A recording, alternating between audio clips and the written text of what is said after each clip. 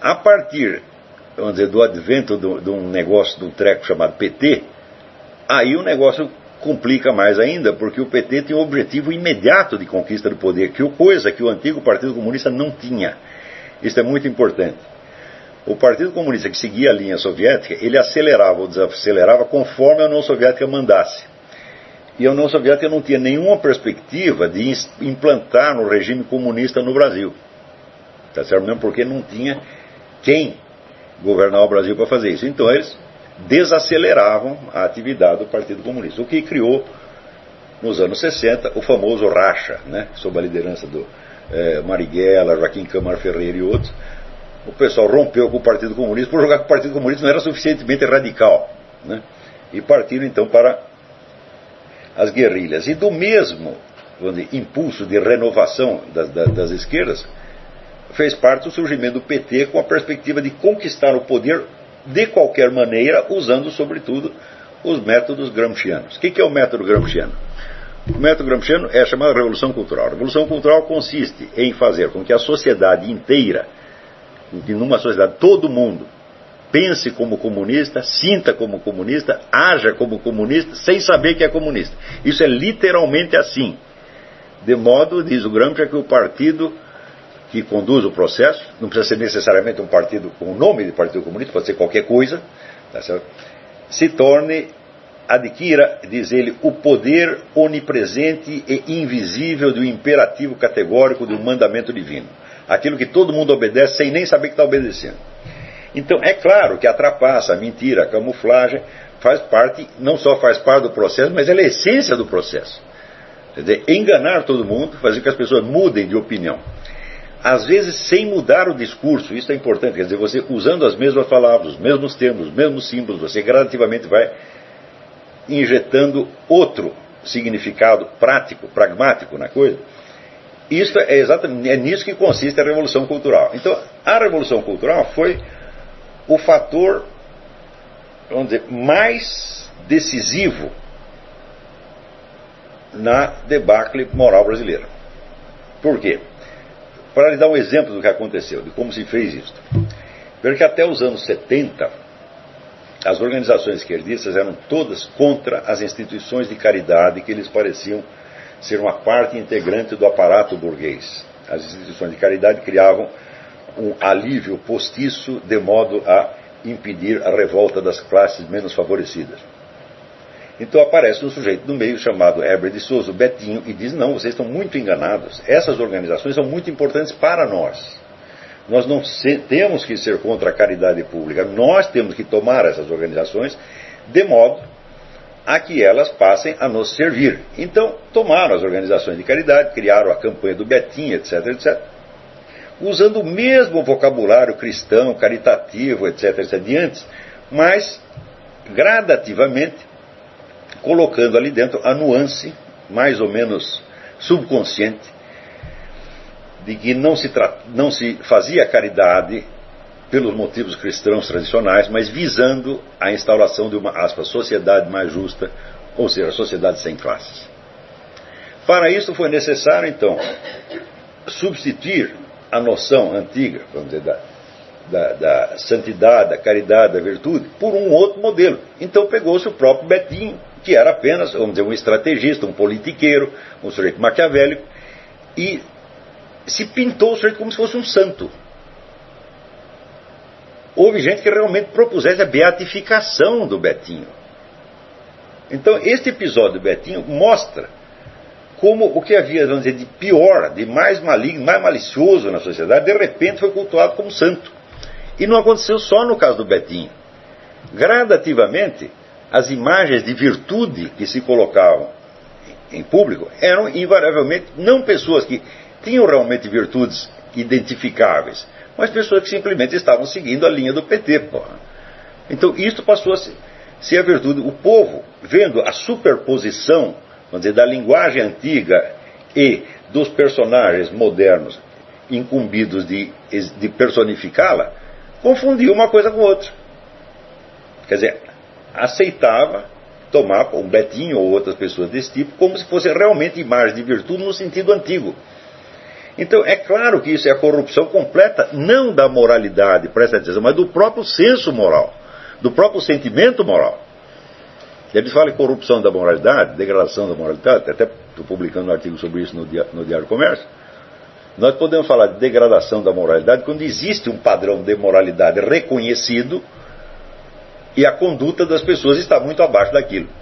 Mas quando o próprio padrão mudou, o próprio padrão já é corruptor, então não é que as pessoas não estão obedecendo às leis da moralidade, elas estão obedecendo às leis da moralidade corrupta.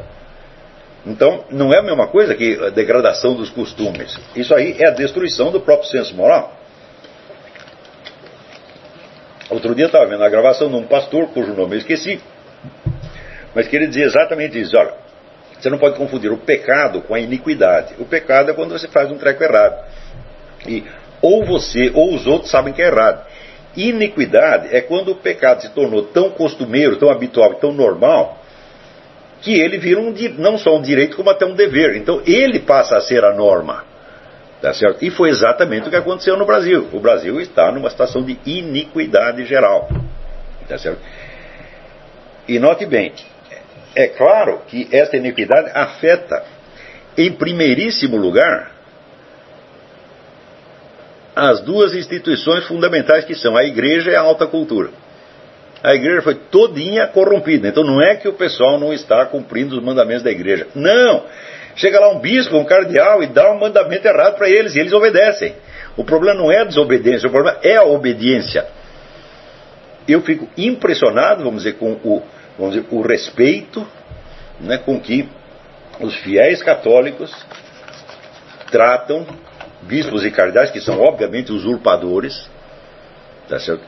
Que não merecem respeito nenhum e que não podem ser aceitos como representantes da igreja sob aspecto nenhum. E nada fazem contra eles e continuam obedecendo como se isto fosse obedecer à igreja. Não faz sentido, tá certo? Então, se você sabe que o católico que colabora com o regime do Partido Comunista está automaticamente excomungado, você não pode obedecer o cara que está fazendo isso como se ele fosse um cardeal, porque na realidade ele não é nem mesmo um membro da igreja. Mas, vamos dizer, o posto oficial, a identidade pública oficial do sujeito se superpõe à realidade da vida dele de tal maneira que você suprime a realidade e só interessa o que é nominal. Então isso é a corrupção total, não só do senso moral, mas da própria percepção da realidade. E este é o problema geral no Brasil. Então, agora, muita gente no Brasil percebeu que aconteceu esse processo e percebeu que o negócio da Revolução Cultural Gramsciana tem algo a ver com isso. Então o pessoal se revolta então e quer fazer uma proposta diferente. Eu digo, mas não adianta você fazer uma proposta diferente, meu filho, se você ainda está infectado da mesma mentalidade. Se você não é capaz de discernir o bem do mal, então não adianta você estar contra o mal que o outro faz, porque você está contra um mal em razão de outro mal que corrompeu a você e não a ele. Quer dizer, você quer trocar a corrupção do outro pela sua própria corrupção, né? E era exatamente disso que eu estava falando naquela gravação que eu coloquei no seminário, a respeito de usurpação. Quer dizer, você roubar o trabalho dos outros e dizer que é seu. Você se apresentar, vamos dizer, como autor de descobertas, coisa que você não fez, que foi feito por um outro anterior, isso que você escondeu anterior. Isso virou norma no Brasil, né? Eu mesmo fui vítima disso várias vezes, com relação a Mário Ferreira, com relação a Otto Maria Carpo e com relação ao negócio do Foro de São Paulo, né? Sem contar que quando publiquei o Aristóteles em Nova Perspectiva, houve um silêncio geral na mídia, com exceção de um artigo do Vamiré Chacon que saiu em Brasília. E logo em seguida, qual foi a reação? O pessoal da USP tirou da gaveta uma tese do Oswaldo Porchat Pereira, de 30 anos antes, sobre Aristóteles, e publicou. Era uma tese meramente escolar, sem nenhuma descoberta original nem nada, mas para não dar o braço a torcer, porque eu estava declarado, faz 30 anos que não se publica nada sobre Aristóteles no Brasil, e eu rompi esse silêncio. Daí eles imediatamente tiveram que publicar para dizer, nós também. Quer dizer, tudo isso aí é uma mentalidade muito mesquinha, mentalidade de grupelho, de autodefesa, é mentalidade comunal. como diria o Zinoviev, tá certo? E nós não poderíamos fazer nada pela cultura brasileira se nós estivermos infectados da mesma mentalidade.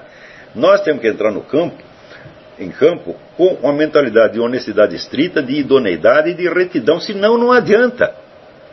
Senão você simplesmente vai trocar uma putaria por outra putaria. Isso aí não adianta. Tá certo? E você ter outras ideias políticas não te torna melhor, absolutamente. Quer dizer, você julgar que a sua maldade pode ser compensada pelo fato de que você adotou uma ideia política é exatamente você cair no critério ideológico. Quer dizer, o que interessa não é o bem e o mal absoluto, mas é a corrente política que você está ajudando. Isso aí é pensar como comunista, mesmíssima coisa. Então, embora com um conteúdo ideológico invertido, mas o procedimento é o mesmo e, se continuar assim, vai se perpetuar esse mesmo estado de iniquidade. E nós não podemos colaborar com isso de maneira alguma.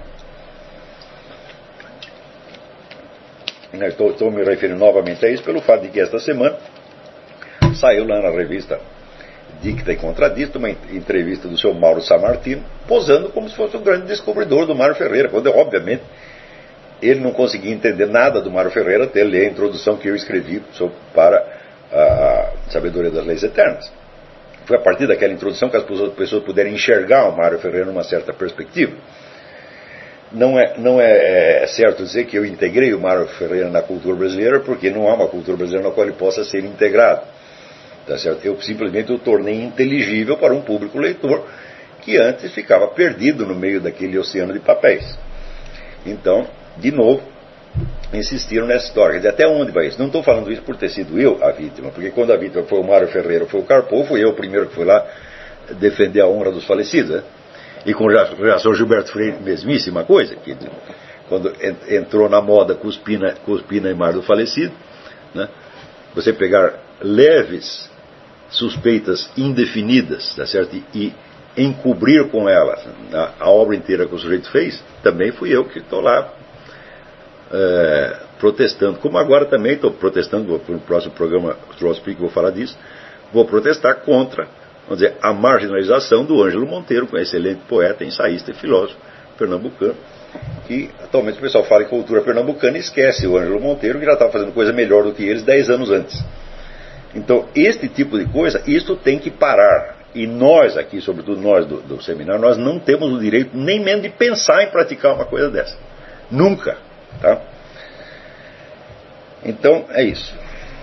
Bom, em seguida temos aqui o nosso amigo Douglas Gonçalves volta ao negócio do Wittgenstein, mas eu acho que ele merece uma resposta, porque ele diz que as minhas críticas ao Tractatus Lógico-Filosóficos foram erradas pelo seguinte, se ele sintetiza da seguinte maneira: sendo as sentenças do Tractatus Lógico-Filosóficos contrassensos que pretendem mostrar o inefável e não dizer o mundo, não faz sentido criticá-lo demonstrando que suas sentenças nada dizem sobre o mundo, já que o próprio autor afirma isso sem a menor cerimônia. Mas um momento, dizer que o inefável é inefável não é mostrá-lo. Em nenhum momento existe nenhum indício, tá certo, de um mundo divino ou transcendente a ser observado, a ser conhecido de algum modo, a ser visto, ainda que indizivelmente. Dizer que o inefável é inefável, dizer que o indizível é indizível, não é mostrá-lo de maneira alguma. Quer dizer, você mostrar a impotência da linguagem para tratar de certos assuntos, não é mostrar nada sobre esses assuntos. Ele não está falando desses assuntos, está falando apenas da linguagem. Então, isso está 100% errado, Douglas. É que as pessoas às vezes lêem Wittgenstein e têm a impressão de que, como ele demoliu as possibilidades da linguagem, então só restou, vamos dizer, a contemplação. Mas contemplação do quê? Se não há nada para ser contemplado, meu filho, então não tem contemplação, você tem somente o silêncio. Quando o tratado lógico-filosófico termina com aquele negócio, aquilo não se pode falar, deve se calar, tá certo? Ele não mostrou nada para além do que se pode falar. Nada. 0, 0, 0, 0. Além disso, esta afirmação de que tudo que é da esfera divina, transcendente, é indizível é uma coisa, incognoscível é outra. Inapreensível é uma terceira.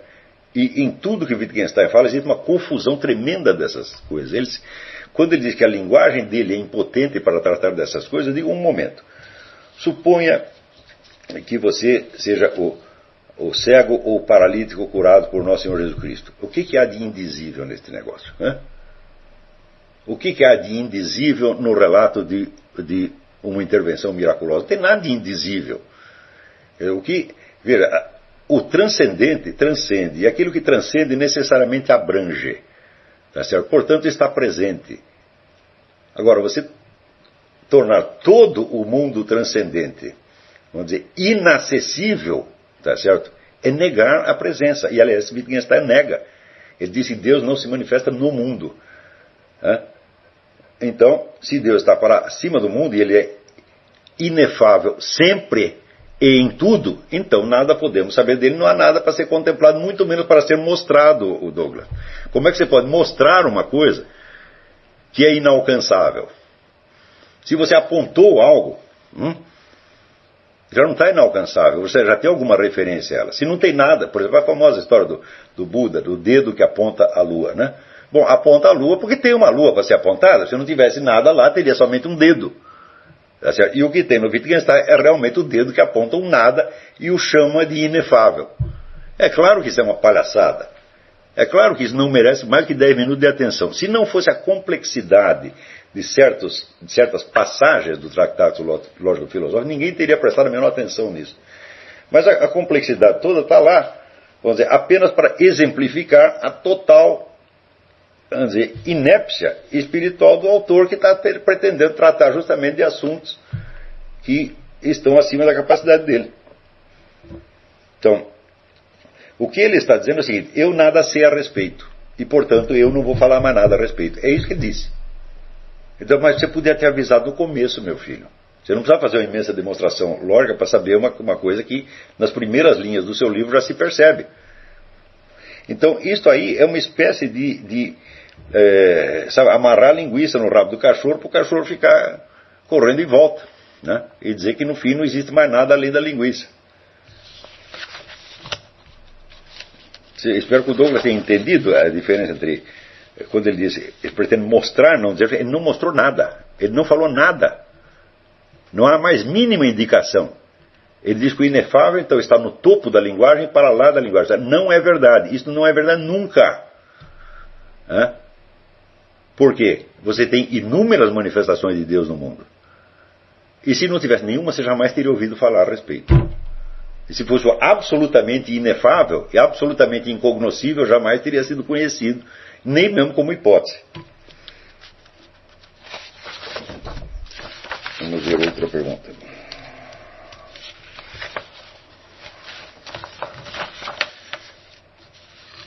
Salomão Domingos. Sou um novo aluno e estou muito preocupado quanto ao acompanhamento das aulas. Atualmente tenho mais de 60 aulas antigas para assistir, além das novas para acompanhar. Não sei se continuo assistindo às antigas apenas na esperança de, quem sabe, um dia acompanhar as novas no decorrer do tempo. Tenho ainda de ler os livros indicados, os textos e fazer os trabalhos. Você tem um conselho ou uma dica de como eu poderia aproveitar o estudo para que eu possa progredir mais rapidamente? Mas quando assisto às aulas entendo tudo direitinho, mas algumas vezes, sobretudo quando nas perguntas dos alunos, estes usam terminologias técnicas que não conheço, frequentemente me perco. Ora, eu acho que isso aí não é problema nenhum, porque se a dificuldade é essa, apenas a respeito de termos que você desconhece, você simplesmente pergunta pelo chat e ou algum dos alunos o ajudará, ou eu mesmo, se ninguém souber explicar, eu entro aí e explico. Agora,